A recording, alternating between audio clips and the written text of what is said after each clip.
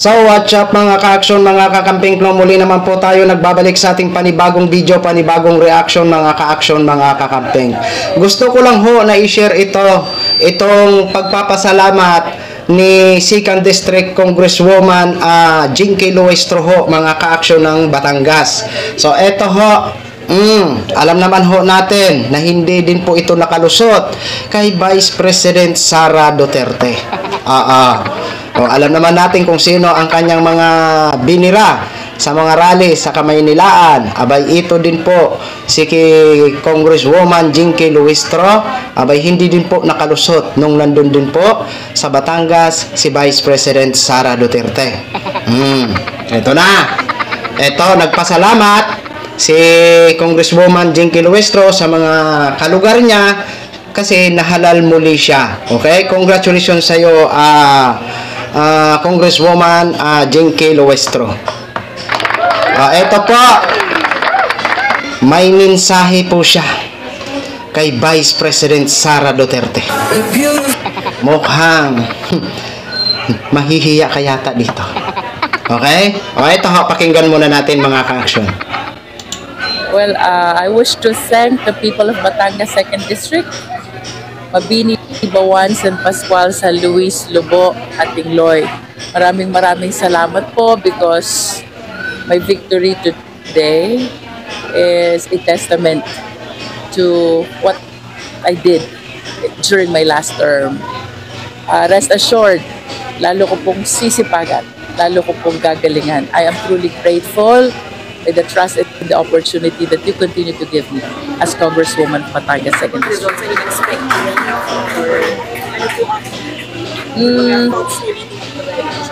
Well,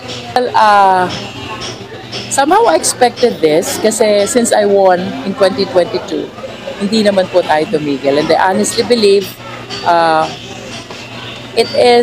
we cannot earn the trust of the people overnight.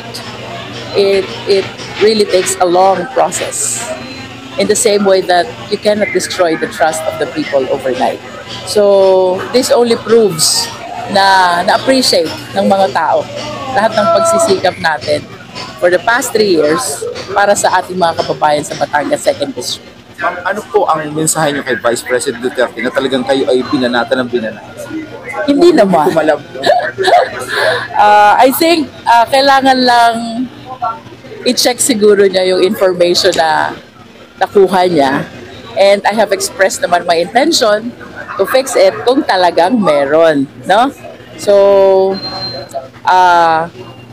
I think it is just a misinformation na kailangan niyang maayos. Tuloy mo po ba ngayon? Do you take it as nag-agree yung mga kadistrito ninyo sa lahat po ng actions na ginawa ninyo leading up to the impeachment of Vice President?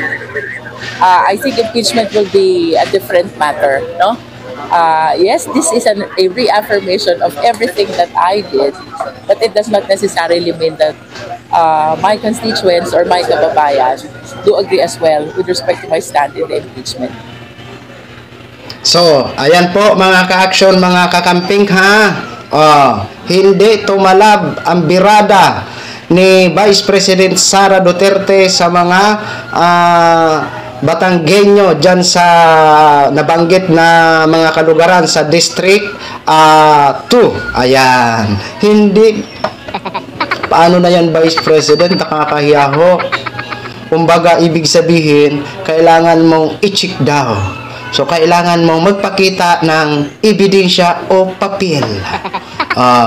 Regarding sa mga patutsada mo o mga birada mo dito sa pinakamagaling at mabait na Congresswoman Jinky Luistro.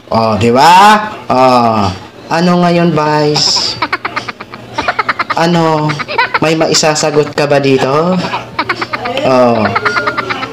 Kasi kailangan kung magparinig ka o magbira ka na magbira, kailangan mapatunayan mo.